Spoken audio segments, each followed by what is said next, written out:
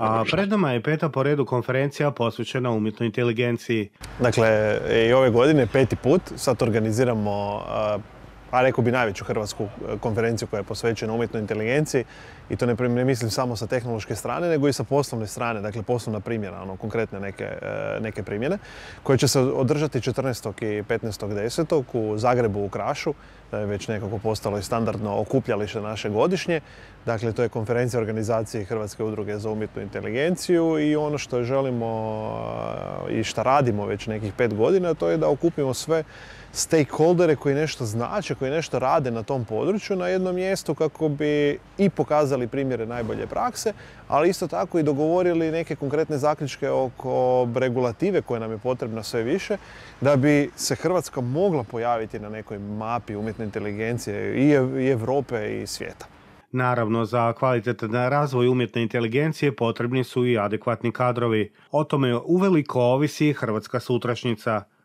Nedostatak kadrova je u cijelom tehnološkom području vidljiv, ne samo u Hrvatskoj nego u svijetu. A da li ima ljudi koji su sve više zainteresirani za prenamjenu? Ima. Recimo, meni je super jedan svijetli primjer. Lipik je nedavno pokrenuo edukacijski centar za umjetnu inteligenciju, nedavno prije nekoliko mjeseci. Sad je nekako prva generacija izašla van. Iako su bili skeptični na početku koliko ljudi će se prijaviti, dobili su 236 prijava. To su napravili sa europskim novcem, sad planiraju i drugu generaciju, dakle baš osposobljavaju ljude za umjetnu inteligenciju, čak su došli do nekih sredstava da ljudima plate plaće i to što će oni biti tamo od Hrvatskog zavoda za zapošljavanje. Što pokazuje da uz neki trud čak i male zajednice mogu pokrenuti se u tom smjeru da educiraju ljude, da stvore neko središte, da pokrenu neku zajednicu i da onda Hrvatska može prosperirati od toga. Da li Hrvatska može biti neko središte Europi za određenu tehnologiju ili određeni smjer unutar umjetne inteligencije? Može. Ako se postavi dobra strategija i ako se postavi dobra priča i dobra regulativa. Dakle, mi još uvijek imamo šansu, još uvijek nije ta šansa prošla i još uvijek je taj moment, ali sad je samo ono pitanje na koji način ćemo i u kojem smjeru to pokrenuti. A upravo zato i ovakve konferencije služe da okupimo onda glavne stakeholdere koji će i ove godine okupiti i sa strane i udruga i CISEX-a koji će biti tamo prisutan i nekih najvećih kompanija koje sudjeluju u razvoju IT scene poput Rimca, Infobipa, Fotomata, da donesemo te zaključke i konkretne korake u tom smjeru. Ne sad samo tamo da donesemo, već da i unaprijed razgovaramo o tome i tamo kažemo ok, ovo je sad smjer u kojem idemo. Naravno, uključit ćemo i državu bez koje ne možete stvoriti regulativu. Potrebno je riješiti problem u kojem istovremeno imamo nedostatak kadrova, a s druge strane mladi dalje odlaze. Dakle, nekoliko aktivnosti koje radimo kao Hrvatska udruga za umjetnu inteligenciju zajedno sa CISEX-om i sa HUP-om pokazuje da se može napraviti nešto, a usput potaknuti mlade ljude da ostanu ovdje, pogotovo iz tih tehnoloških stručnih područja. Jedna stvar su startupi. Dakle, ukoliko želimo imati okruženje u kojem će se stvarati nove tvrtke, pa posebno iz područja umjetne inteligencije, onda napraviti neko okruženje u kojem će oni moći stvarati. Jedna stvar o kojem će biti riječi na konferenciji je stvaranje AI sandboxa ili prostora unutar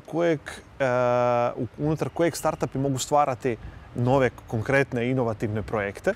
To će biti zanimljivo da im se daje i regulativa i prostor i podaci sa kojima mogu stvarati inovativne projekte. To je jedna stvar koja će ih zadržati. A druga stvar je da vi danas možete investirati u te startupe. A to je jedan od aktivnosti koje radimo je da vi investirate u startup, da mogu se pojaviti privatni investitori koji će investirati i da će im se recimo to odbiti od obaveza poreza na dobit. Tako da će i oni moći onda odlučiti u šta će se investirati ti novci bez da država možda mora intervenirati na neki način. Potrebe su sitne korekcije unutar zakona i regulative što je moguće napraviti. I još jedna stvar koju radimo je da startupi mogu zapošljavati ljude tako da im daju udio u tvrtci, što još uvijek je malo problematično u Hrvatskoj i zato se otvaraju startupi sjedište vani, jer vam je užasno veliki porez da vi recimo nekom kom dođe raditi za vas date dio kompanije, jer se to gleda kao veliki neki udio, onda oni moraju plaćati veliki porez, što je problematično jer mali startupi nemaju za to, a s druge strane kako ćete dati neku veliku plaću od 20-30 tisuća kuna nekome ako ste tek startup. A na ovaj način ga možete zadržati i reći stvarate nešto svoje.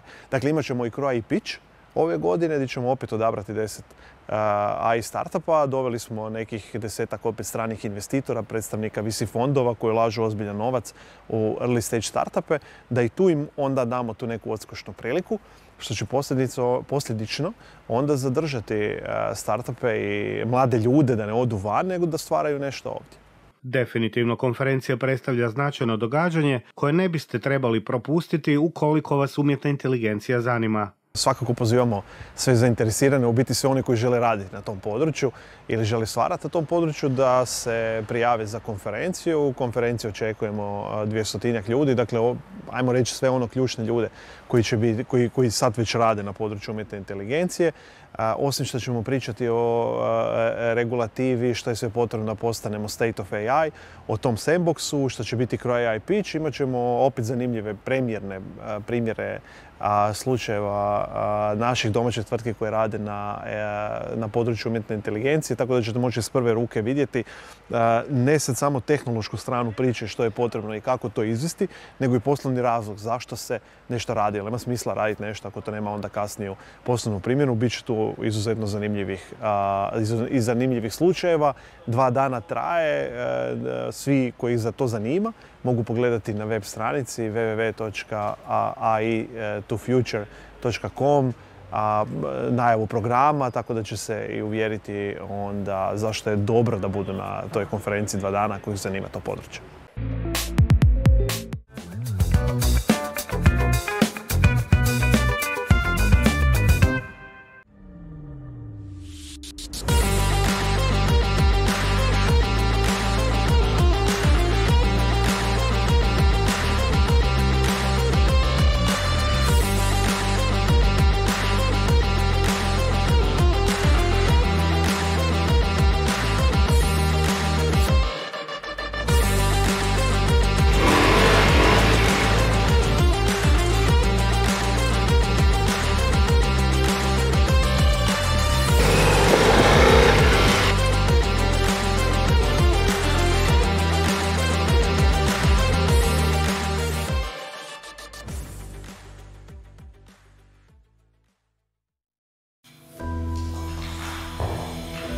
Vidim bolje. Radim bolje. Vidim bolje. Učim bolje. Vidim bolje. Igram bolje. Optika Kraljević. Živi bolje.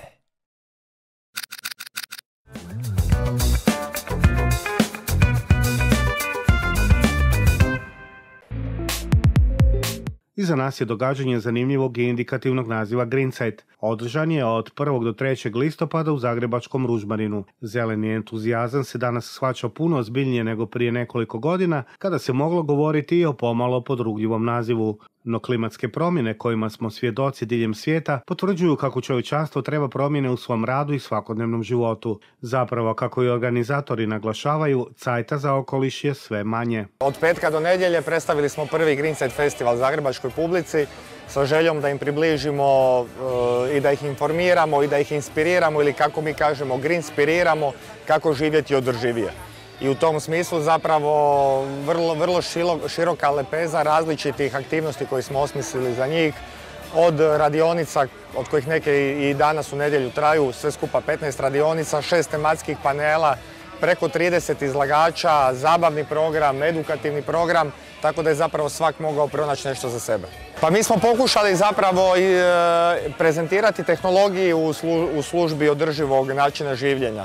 Pa na primjer postavili smo solare koji nisu samo tu u funkciji da ih se gleda, nego oni su zaista u funkciji i oni su ova 3 dana proizvodili energiju koju smo koristili za produkciju festivala. Naravno, to malo solarno polje nije proizvodilo ukupnu energiju za proizvodnju cijelokupnog festivala, ali jedan dio festivala koliko smo mogli, da, to smo radili.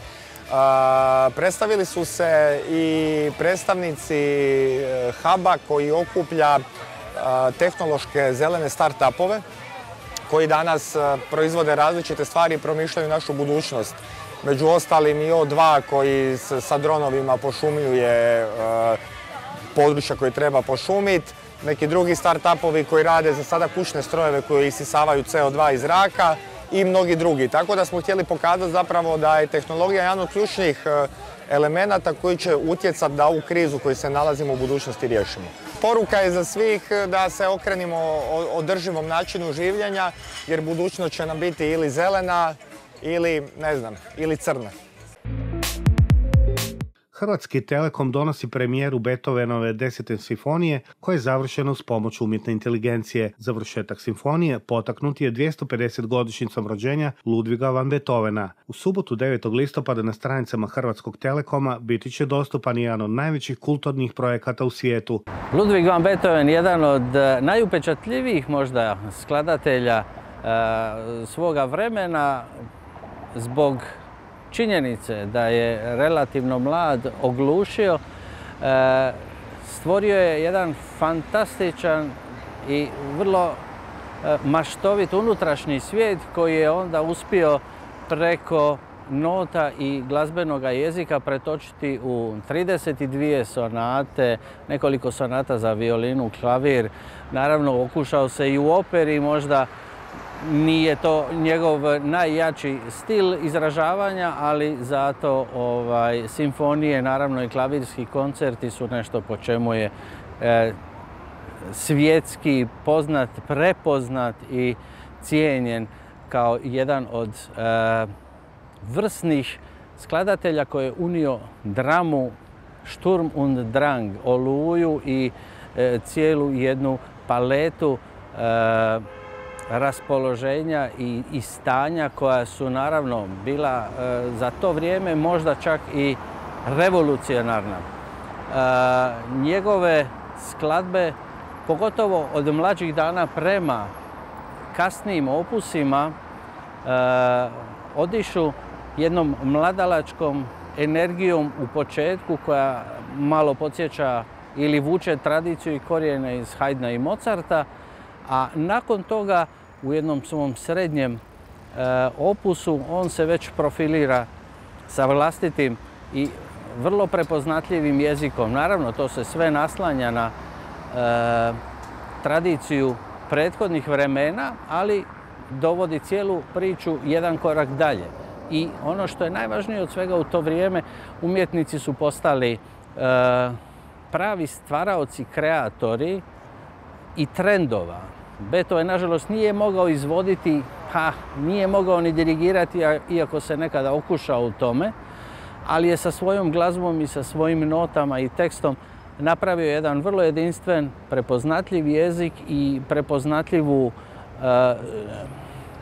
prepoznatljiv sadržaj cijele glazbene priče, dramatika na jednom najizražajnijem nivou. I to je možda njegova i najjača i najveća kvaliteta koju zapravo svi, bilo da su glazbenici, bilo da nisu glazbenici, mogu prepoznati i osjetiti. To je glazba koja vas na neki način direktno dotiče iz, ajmo reći to, iz želuca skladatelja u vaš želudac. Direktan prenos, transmisija, emocija, energije koja je ono što zapravo tu mrtve note na papiru, one su samo zapis, ali jedna energija koja je zapisana unutar tih nota, to je jedan fascinantan čin rekreiranja.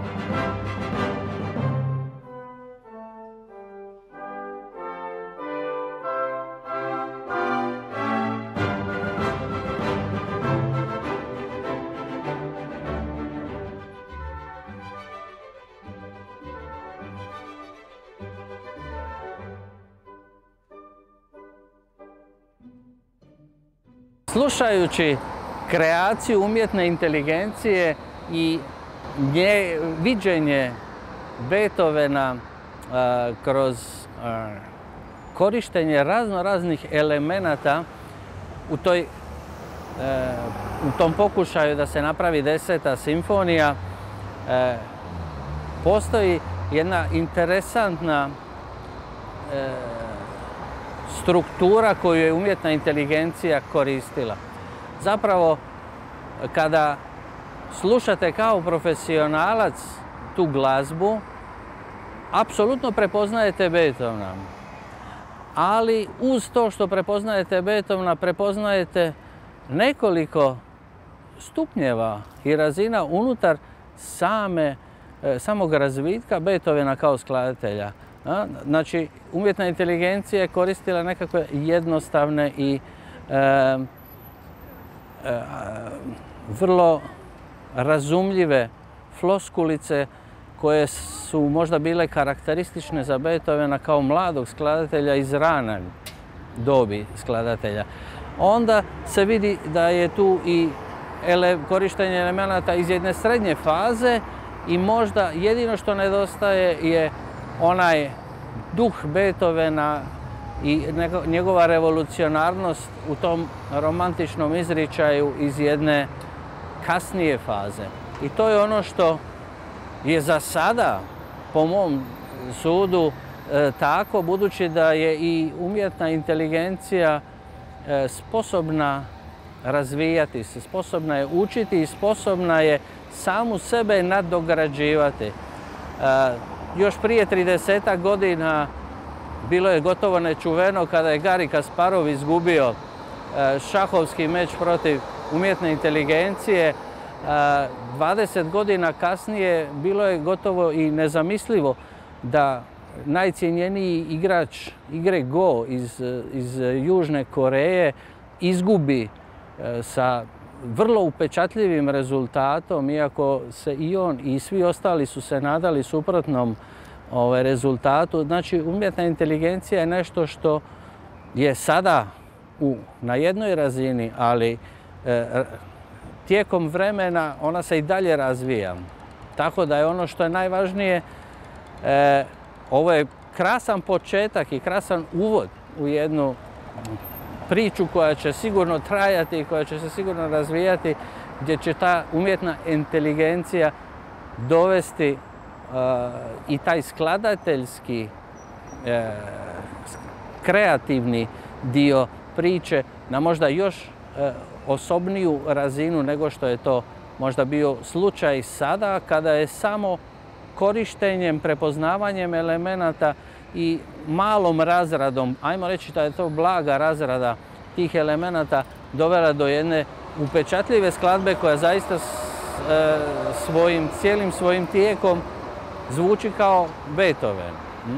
Ali Beethoven iz nekoliko različitih epoha i ono što je zanimljivo gledati, da li će umjetna inteligencija uspjeti razviti svoj stil, vlastiti osobni stil. To je ono što je možda i vječita zagonetka, ali to je za sada još uvijek ono što nas razdvaja, nas kao osobe, ljudski rod od umjetne inteligencije. Imamo svoju osobnost, imamo svoj jezik, imamo svoj u umjetničkom smislu, način izražavanja, tako da je vrlo zanimljivo vidjeti gdje će nas budućnost dovesti.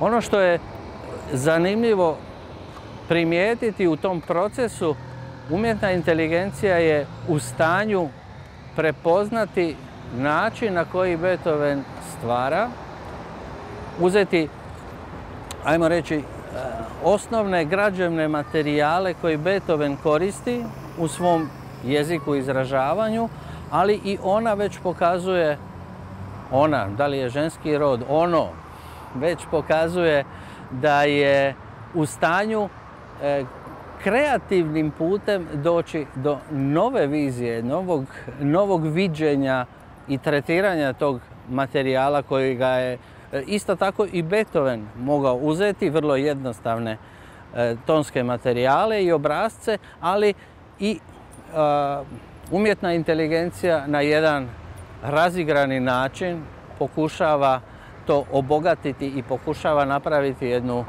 zanimljivu, interesantnu skladbu iz toga.